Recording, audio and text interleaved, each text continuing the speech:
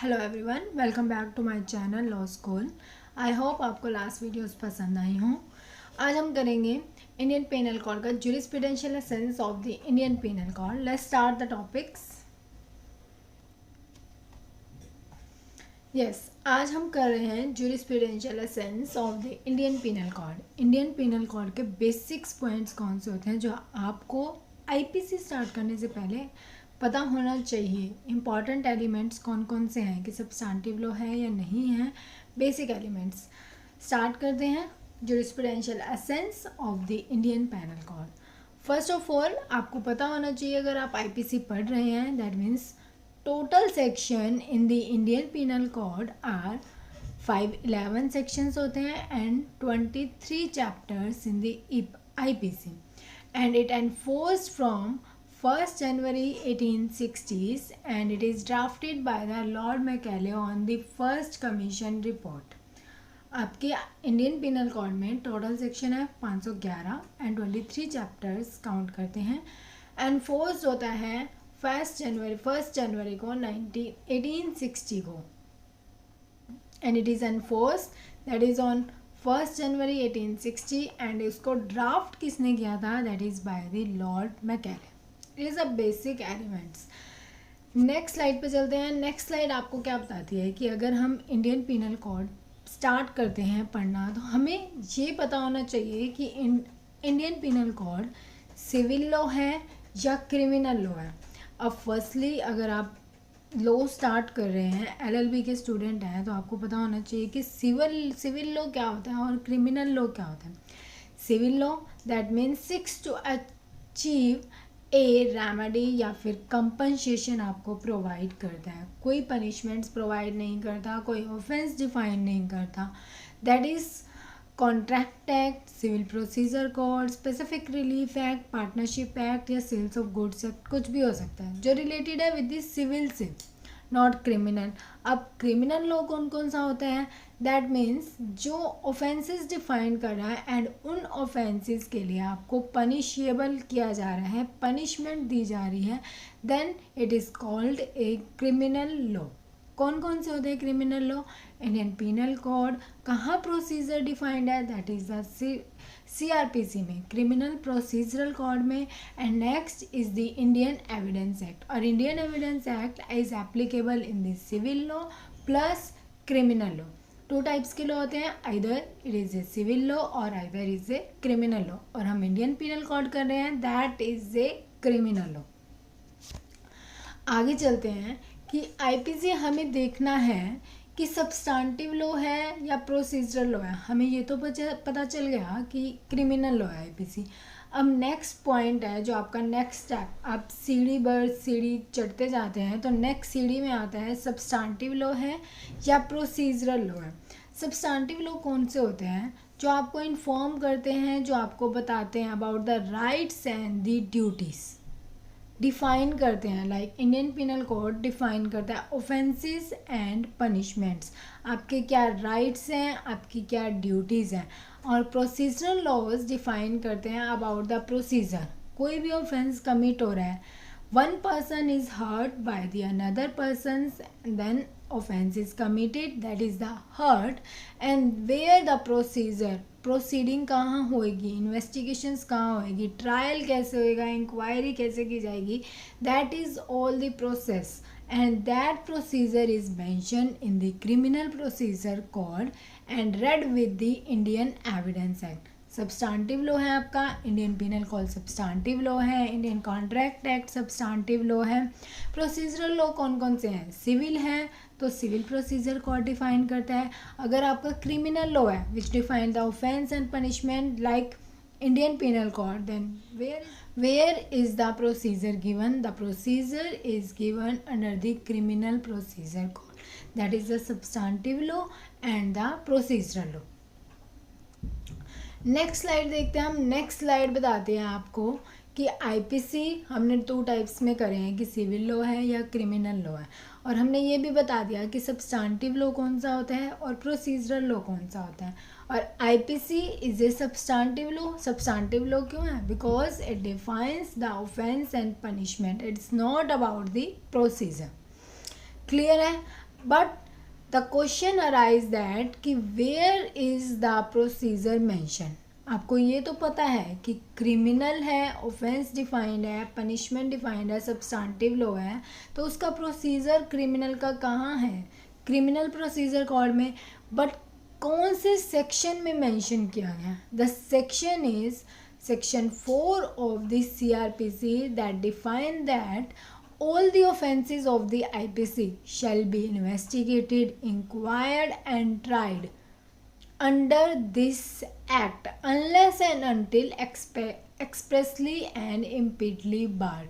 Section 4 आपको कहता है, आप कोई भी लॉ पढ़ रहे हैं, आप उतना ही लॉ पढ़ेंगे जितना आपको गिवन है। अब आईपीसी में हमें ये तो पता चल गया कि ऑफेंस डिफाइन करता है, 511 ऑफेंस डिफाइन करेंगे और 511 ऑफेंसेस के आपको पनिशमेंट दे दी गई है। लेकिन ये कहाँ मेंशन किया गया है कि आप इन्वेस्टिगेशन इस तरीके से करेंगे, या आप कौन सा ऑफेंस कवर करेंगे या कौन सा ऑफेंस कवर नहीं करेंगे? That is mention in section 4 of CRPC which give you the jurisdiction for what? For about the investigations, inquiry and trial of all the offences of the Indian penal Code. I hope यहाँ तक आपको clear होगा। आगे चलते हैं। आगे आपको बताता है कि अगर इंडियन पीनल कोड पढ़ रहे हैं, ऑफेंसेस डिफाइंड होता है, तो ऑफेंसेस क्या होते हैं? ऑफेंस कोई भी wrong which is punishable in the Indian penal code. Indian penal code में कोई भी रॉन्ग दैट इज़ पनिशेबल है, डिफाइन किया गया है, इज़ एन ऑफेंस, ऑफेंस है। बट अब जो रॉन्ग हम पढ़ रहे हैं, this is 2 types wrongs. Social wrong भी हो सकता है, मॉरल रॉन्ग भी हो सकता है, and the also legal wrong. अब एज पर द पनिशेबल ऑफेंसेस, कौन सा रॉन्ग हम ऑफेंस में काउंट करेंगे और कौन सा रॉन्ग हम ऑफेंस में काउंट नहीं करेंगे? सोशल रॉन्ग क्या होता है और मॉरल रॉन्ग क्या होता है? सोशल रॉन्ग होता है कि आपकी ड्यूटी है वो काम करना, आपकी मर्जी है वो काम करना या नहीं करना, but it is not a punishable offence. वो ऑफेंस नहीं है। आपने किसी डूबते हुए बच्चे को डूबने से नहीं बचाया, that is your moral duty. आप बचा सकते हैं, कोई बच्चा डूब रहा है आप बचा सकते हैं, that is your moral duty, but it's not a legal wrong, punishable नहीं है आईपीसी में। सोशल रॉन्ग को रिप्रेजेंट करता है। आप और कोई एग्जांपल ले लीजिए, लाइक आपने भिखारी को खाने के लिए खाना नहीं दिया, this is also your moral wrong. आपकी ड्यूटी है, आप कर भी सकते हैं, नहीं भी कर सकते, that is your wish, but it is not punishable under the Indian penal code. Indian penal code में पनिशेबल नहीं है, that means it is not consider an offence, because हमने ऑफेंस की अभी डेफिनेशन करी थी कि कोई भी wrong which are the punishable in the IPC that is consider as an offence. तो now social and moral wrong is not consider as a wrong. Next point is legal wrong. अब legal wrong क्या है? कोई भी wrong जो punishable होता है that is consider as an offence, consider हो जाएगा आपका। क्यों? क्योंकि वो पनिशेबल है।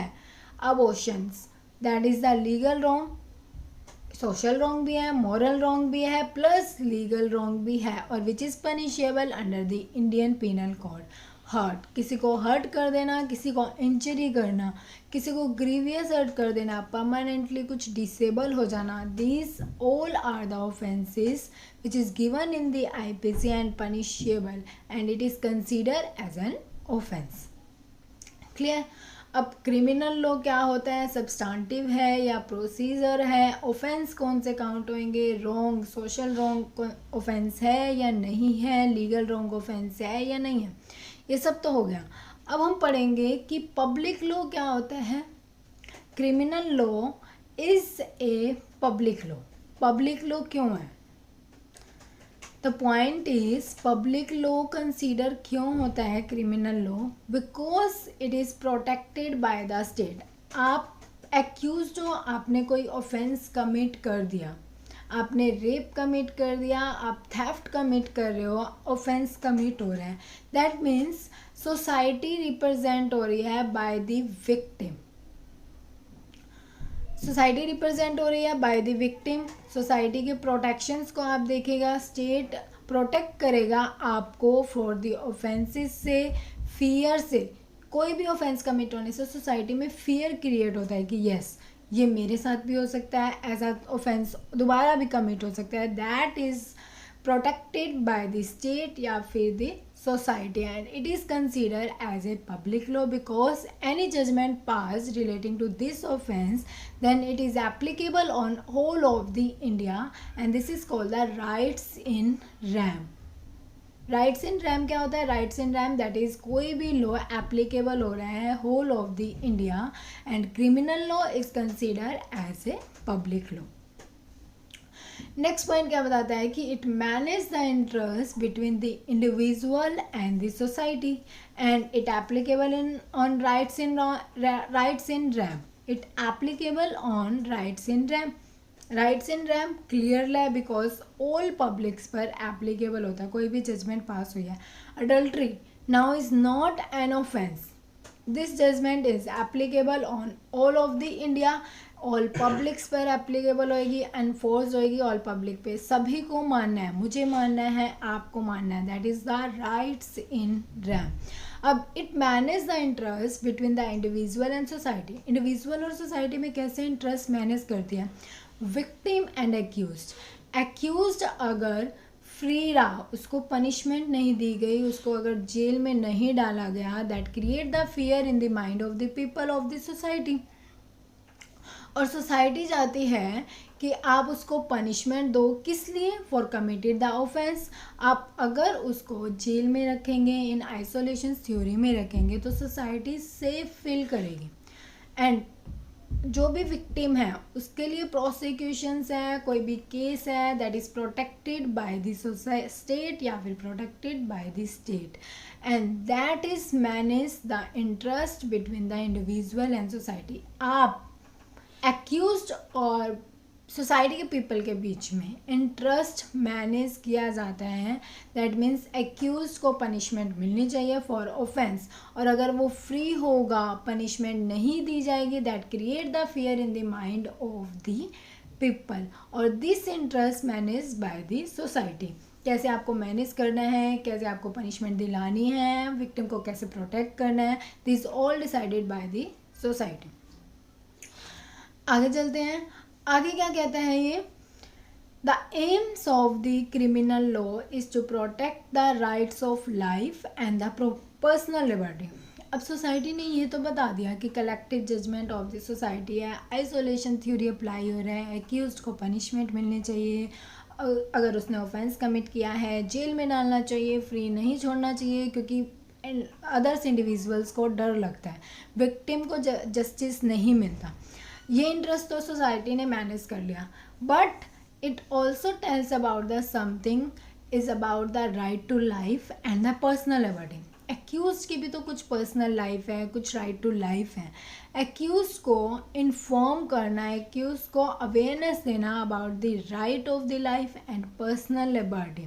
This is also the aims of the criminal law. आप लॉयर हायर कर सकते हैं, आप अनदर फैमिली मेम्बर्स को इन्फॉर्म कर सकते हैं अबाउट योर ऑफेंस कमिटेड, या फिर about the proceedings, that is these all are the rights of the life and your personal liberty, and this is also the aims of the criminal law। अगर victim को protections के लिए right देता है state, then also given to the accused। Next point है कि prosecutions required to prove mens rea and actus reus। Mens reus क्या होता है और मेंस रिया क्या होता है और एक्टस रियस क्या होता है? अगर कोई भी ऑफेंस कमिटेड हो रहा है, कोई भी any party any person offence committed कर रहा है, the thing mandatory is you have the mens rea and actus reus for proving that offence. Mens rea that represent the intention, आपके माइंड की क्या इंटेंशन है, आप ऑफेंस कमिटेड करना चाहते हो या नहीं करना चाहते हो, आप मर्डर करना चाहते हो या नहीं करना चाहते हो, कल्पेबल होमिसाइड करना चाहते हो या नहीं करना चाहते हो, या आपके माइंड की इंटेंशंस बताती है कि नहीं मैं इस इंसान को मार दूंगा, this is your intention, this is your mens rea. Actus reus क्या होता है कि आप कोई भी प्रिपरेशंस कर रहे हैं किसी भी ऑफेंस कमिटेड करने के लिए, आपने खीर में जहर डालना है, कॉन्सिक्वेंसेज अराइज होती है just before committed the offence, this is called the actus reus. And आपको दोनों एलिमेंट्स प्रूव करने होते हैं for proving the offence mens rea and actus rea, only proving the single element that is not prove the committed offence. अगर आपका intention है, आपकी preparation show कर रही है कि ऑफेंस कमिटेड करना चाहते हैं, then you are liable for that thing, otherwise you are not liable if any element is missing in this point. आगे चलते हैं, आगे बात करते हैं क्रिमिनल लॉ एंड मोरालिटी। क्रिमिनल लॉ और मोरालिटी में क्या पॉइंट डिस्कस किया जाता है। 3 लीगल टर्म्स के बारे में बात करते हैं, मैला इनसे, मैला प्रोहिबिया एंड मैला इनसे एंड मैला प्रोहिबिया। अब मैला इनसे क्या होता है, कोई भी wrong, anything which is wrong, wrong कोई भी हो सकता है, मॉरल रॉन्ग, सोशल रॉन्ग या फिर लीगल रॉन्ग, ठीक है, एज पर the social and moral parameter will be consider to be mala in se. मैला इनसे में कोई भी सोशल रॉन्ग आप इंक्लूड कर सकते हैं, मॉरल रॉन्ग इंक्लूड कर सकते हैं, this is called mala in se. Mala prohibitious that is which includes the legal wrong, कोई भी legal wrong which is punishable as पर the Indian penal code, this is called the mala prohibitious. And third point is the mixture of both element, social wrong भी include है, moral wrong भी include है and legal wrong भी include है। अब इसका example कौन सा हो सकता है, अबॉर्शंस सोशल रॉन्ग भी है, मॉरल रॉन्ग भी है, without the permission of that lady that is the legal wrong because it is punishable under the Indian penal Code section 312 to 316 define करता है। Criminal law and morality deal कर दिए, connect कर रहे हैं कैसे, मैला इनसे मॉरल रॉन्ग है, social wrong है, मॉरलिटी रिप्रेजेंट करता है, मैला प्रोहिबिया लीगल रॉन्ग है, पनिशेबल है एज पर the IPC that represent the criminal law. And in दोनों का मिक्सचर बोथ एलिमेंट इंक्लूड्स करते हैं लीगल रॉन्ग प्लस सोशल या फिर moral wrong. Example is abortions that is the connections of the criminal law and the morality. आज हमने क्या किया, आज हमने किया कि what is the basics of the Indian penal code, कितने सेक्शंस होते हैं, 511, 23 चैप्टर्स होते हैं, एंड फोर्स कब हुआ, 1 जनवरी 1860 को, and who is drafted, that is the Lord Macaulay. कौन कौन से लॉज हो सकते हैं, आईपीसी कैसा लॉ है, that is the criminal law है, प्रोसीजर्स कहाँ डिफाइन किया गया है, that is under this criminal procedure code. कहाँ मेंशन है कि कोई भी ऑफेंसेस जो आईपीसी में डिफाइन करे गए हैं वो ट्राइड होंगे, इन्वेस्टिगेटेड होंगे, इंक्वायर्ड होंगे एज पर the criminal procedure code that is mentioned in the section 4। And IPC is a substantive offence because it define the offences and the punishment but not the procedures. और क्या किया हमने कि criminal law it is a public law and applicable at the rights in RAM, and it manages the interest between the individual and the society, and it includes the mens rea and actus reas for proving the offense. It's a isolation theory. All of these are the basic points जो आप IPC start करने से पहले you have to know about all these. That's all about this topic. आज हमने किया ज्यूरिस्प्रूडेंशियल offence. अगर आपको ये वीडियो पसंद आई हो तो प्लीज़ लाइक कीजिए, शेयर कीजिए एंड सब्सक्राइब कीजिए एंड बेल आइकन बटन दबाना मत भूलिए। Thank you so much.